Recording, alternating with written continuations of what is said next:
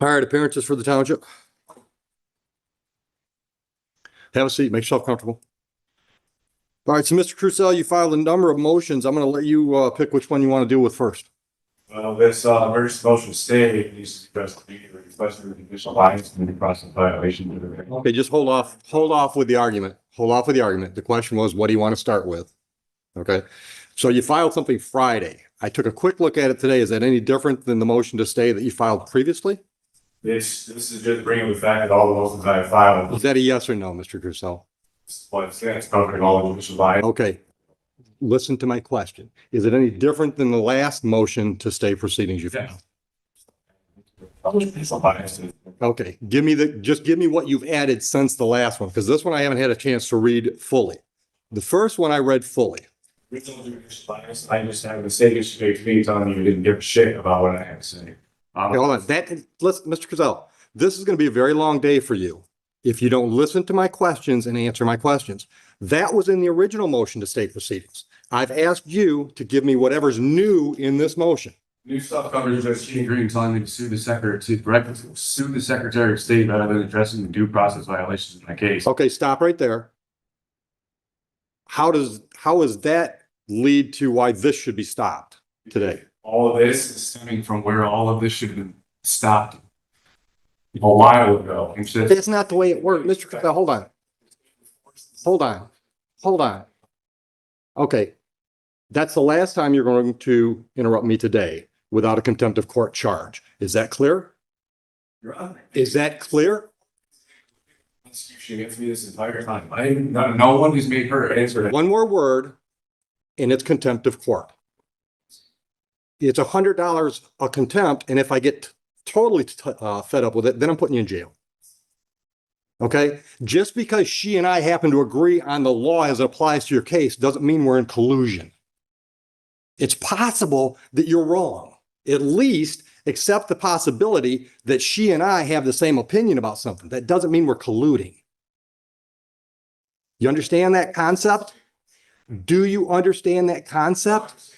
You're supposed to be impartial. I am impartial. I've been trying to save you. Just because I agree with the prosecutor doesn't mean I'm against you. It just means I agree with the prosecutor. So it means if you're agreeing with that, definitely means that you guys are lying against us. So that means in any case, when I buy the arguments from one side, that means I'm colluding against the other. You're agreeing. Yes or no, Mr. Crucell? No, you have to answer my question. Contempt number one, $100. Answer my question. Every time I rule in favor of one side, does that mean I'm colluding against the other? Yes or no? $200. Yes or no? Because I can do this all damn day. And when I get tired of this game, then I tell them to put you in custody because it's contempt of court, criminal contempt in my view. Folks, strap in. This isn't just a routine day in court. This is the kind of hearing that law professors use as both a cautionary tale and a comedy break. On one side, we have Mr. Crucell, the defendant who's filed so many motions the clerk probably needs a coffee break just to print them all.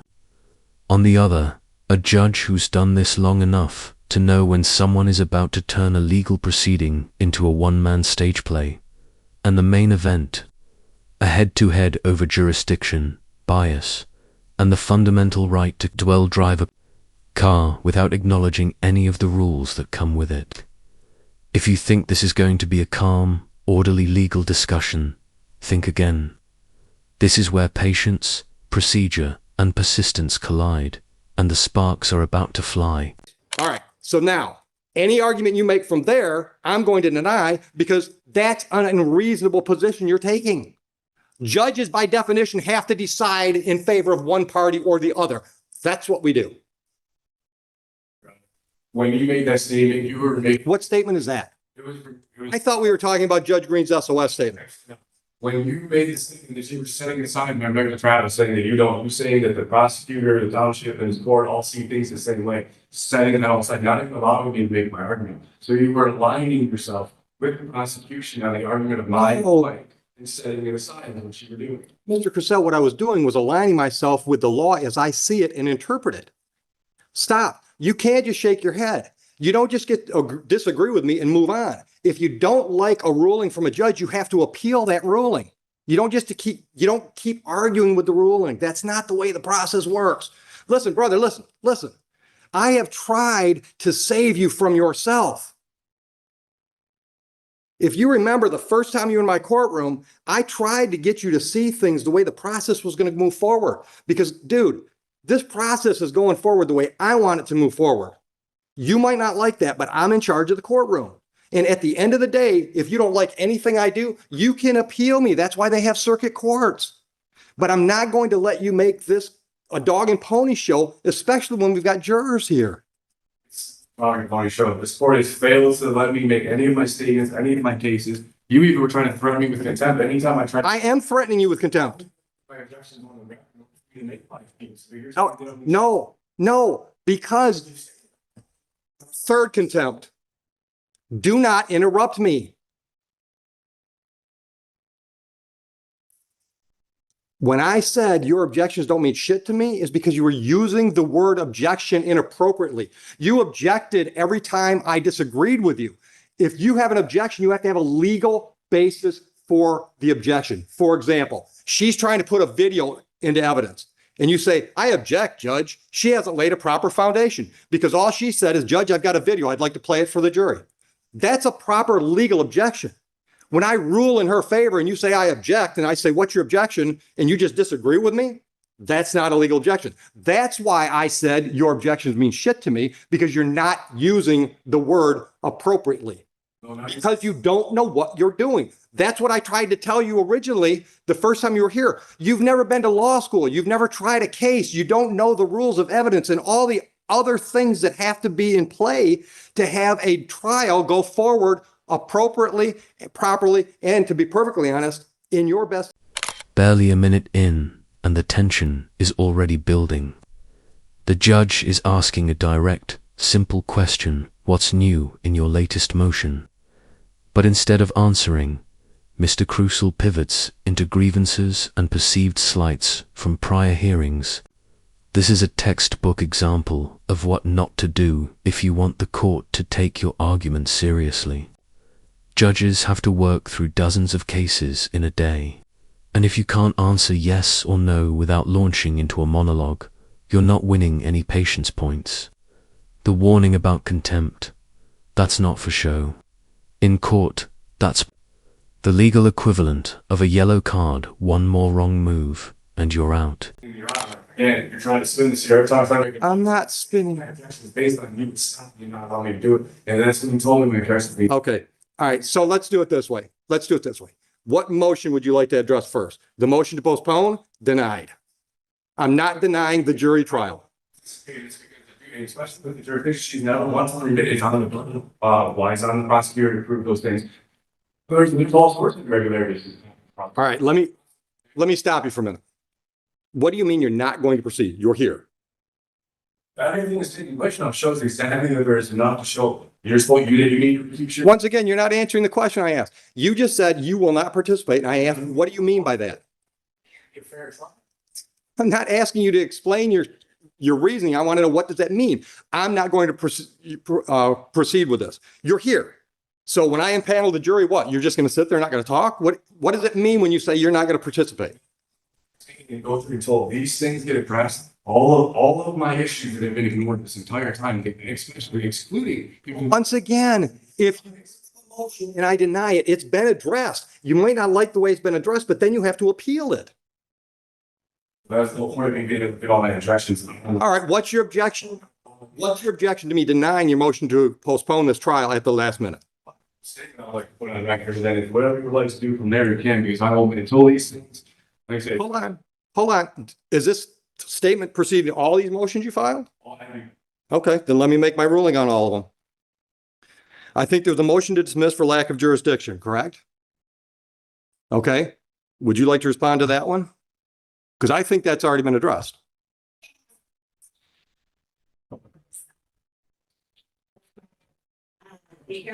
Please arrested Mr. Crusoe while he was in Huron Township, but if a district court has jurisdiction over offenses that occur within the township, both civil and criminal, this is criminal needs. Did you appeal Judge Green's decision on that motion? I'm in the process of getting it because I've been in contact with the appeals. Okay, so there's no appeal filed yet, correct? Getting all involved. I'll take that as a yes. There's no appeal filed. That motion is denied then. She made the ruling. You don't get to ask me to make the same ruling. Once again, don't interrupt me because I can go to 4 real quick. Judge Green, a judge in this court, ruled on that exact motion and denied your motion. That motion has not yet been appealed, and it certainly doesn't get appealed to me. Is that clear? Yes. Thank you. Next motion. Motion to The judge can't just come in here and say that. Here's where the real drama kicks in. Mr. Crucial openly accuses the judge of colluding with the prosecution simply because she's siding with them on certain legal points. This is where a basic civics lesson would help. Agreeing with one side doesn't mean conspiring against the other. It means the judge believes that side's argument is correct under the law. It's the same logic that would apply if she agreed with him on a point. Would that be collusion too? The judge tries to explain, but this is one of those moments where legal reasoning and personal perception are on 2 completely different channels. Yes, the judge can. Listen to me. Then appeal her to circuit court. A judge made a ruling. You don't get to keep arguing that same motion. All she said was that Judge Martin was setting aside and that I should go sue the Secretary of State. The things that she's claiming and saying were never said to me. And I have all the recordings and they're submitted to the court. These things were never said to me. And then she comes here and makes these accusations and saying that the judge said this, the judge said that. Fine. Then I'll say the same. I'll say the same thing to you. Listen to me. Here, on your motion to dismiss for lack of jurisdiction, denied. By me, you can appeal me. Because the reason she stated, the Township of Huron issued you a citation. This court has jurisdiction over citations issued by the Township of Huron. So for that reason, I'm prepared to move forward and adjudicate that citation. Is that clear enough so you can appeal my decision? Fine. Okay.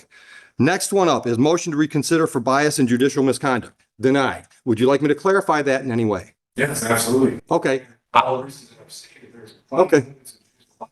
Then guess what? The Court of Appeals can overturn me because I'm not biased to you.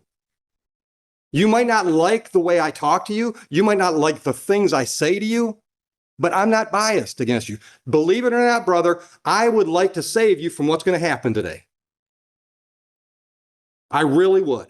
Because here's my dude, let me talk. You have turned what should be a fairly minor misdemeanor and civil infraction situation into a huge mess.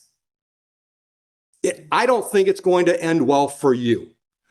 I tried to save you from that the first day you were here when I tried to convince you to have some conversation with a court-appointed attorney, and you didn't want to do all that. I know in my heart of hearts, I have no ill feeling towards you whatsoever. And I'm going to give you the best trial I can give you today if you decide to participate. But I am not going to let you drag things in front of this jury that I determine are not relevant because that's my job as the gatekeeper after the judge over the trial. I'm not going to let you get into a bunch of arguments that I think are just going to cloud issues if I don't think they're relevant. That's my job as the judge, not because I don't like Mr. Crucell. It's because my job as a judge is to run this trial efficiently and effectively.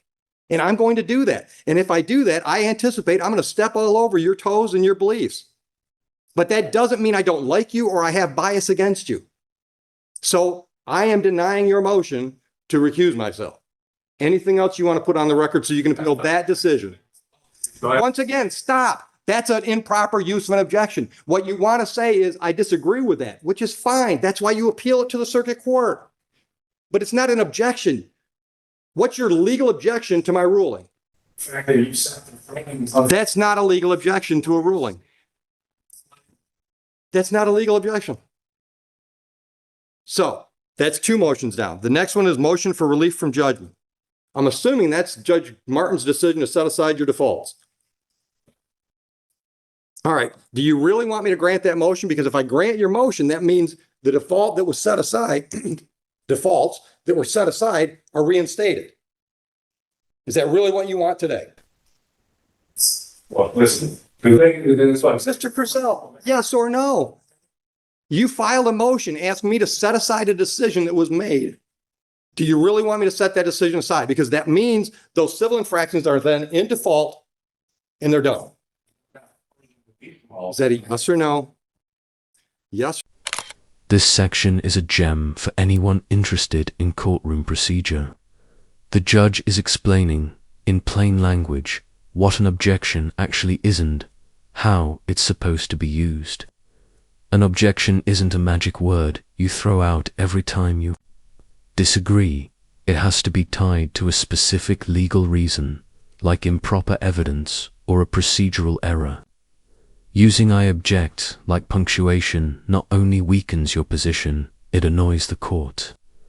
This is the kind of exchange that every pro se defendant should watch before stepping into a courtroom, because here, the misuse of legal terms is becoming part of the judge's case for why his arguments won't fly. You want me to reinstate those default judgments? Then I'll deny that motion. All right. You filed something called Notice of Constitutional Rights, which I didn't see anything where it required me to make any decisions or anything else. You're just letting me know that you're standing on the Constitution? So am I. All right. The emergency stay we dealt with. You also file an affidavit of non-consent. You didn't need to file paperwork for me to know you didn't consent with the proceedings, but I got the message there. Was that the only message I was supposed to get out of that document? Essentially, yeah. Okay. Okay. I don't need a preachy moment. I just want to make sure I wasn't supposed to get anything else out of that affidavit other than you don't like the process that we're involved in. Next thing I had on my list was affidavit of non-consent. Oh, excuse me. Motion for judicial notice. What does that judicial notice of what? Certain terms that this prosecutor keeps trying to use and apply in this case that are not the lawful terminology being used. Okay. For example. You use motor vehicle. Okay. Motor vehicles pretty much a term of art in our business. Law of differences between how it's being used. Absolutely. Well, then you can make those arguments. But you can't tell her she can't use that phrase. Yeah, but I'm not the trier of fact. So if you want to make an argument to the jury that her use of the term motor vehicle is improper, you can make that argument. Is that what you're concerned about? Is you're not going to be able to make the argument? Yes. Get what stuff on the record? Filings. Well, I can guarantee you're not getting all these filings on the record because the jury has no reason to know about all your motions. All of this has to go. Everything's taking place. No. Exactly. No, that's not the way it works, Mr. Cassell. That's not how it works. That's not how any of this works. No, Mr. Cassell. All right, listen, brother, listen. You don't get to tell me what my job is. I've been doing it for 25 years. Listen. Well, then that's why they have appellate courts for the fourth or fifth time. I decide what this jury gets to see today. I decide. That is, by definition, the role of the judge at a jury trial. I get to decide what goes in front of that jury. If you don't like the decisions I make, you appeal those decisions. That's the way it works. What this jury has to decide today is whether or not you violated the township ordinance on that date. Hold on. None of these legal arguments about whether or not I should recuse myself or whether or not you notice me up for constitutional rights, none of that has to go to that jury. And none of it's going to. And that's why I should have tried into my emergency motion to stop this. I already ruled on that. Certain acknowledge my motions for my next travel. Nothing to do. Once again, I'm doing my function as a gatekeeper for a jury trial. I'm deciding what's relevant and what's not. And you can disagree with me that all day long. But we're going to do it, once again, we're going to do it my way. You can appeal me. I've been appealed before. I'll probably be appealed before I retire again. It's okay. That's the way the process is set up. I encourage you to appeal me. All right. I am open-minded enough to think that perhaps my mindset about your whole travel thing, maybe that's all wrong. So a circuit court judge can tell me I'm wrong. But so far, And I've ruled this way a number of times on the traveling issue. Nobody's ever appealed me to lead to a circuit court judge to tell me I'm wrong. But I'm open to that idea. I said, well, you just keep, each judge has done the same thing. They just keep setting it aside and acting like it doesn't even exist, not allowing me to make my case, which is violating my rights to be able to produce my case in my head. What's your case that traveling doesn't mean operating? I was having the fact that this court's violated my due process rights in every way, the judicial bias and the fact All right. All right, then appeal me. But today we're having a jury trial. participating in an unlawful jury trial. And I think that late statement I need to get on the All right, record. but hold on a minute. Once again, I want to know what that means. You're not participating. Not participate in a jury in a trial where there is clear bias in this court against it. Okay. It violates my rights to a fair trial. 100%. And you want to keep overlooking, I know they make you seem like they're not a big deal, and No, your rights are a really big deal. obviously not, because if you can sit there and say that the things that are happening, the things you're saying, and just try to give these excuses, I just because I'm pretty sure on this, you are aligning yourself with the prosecutor on my right to trial, completely setting aside, not allowing me Mr. Purcell, no, I'm not. Listen to me. No, it's not. Listen to me. Listen to me.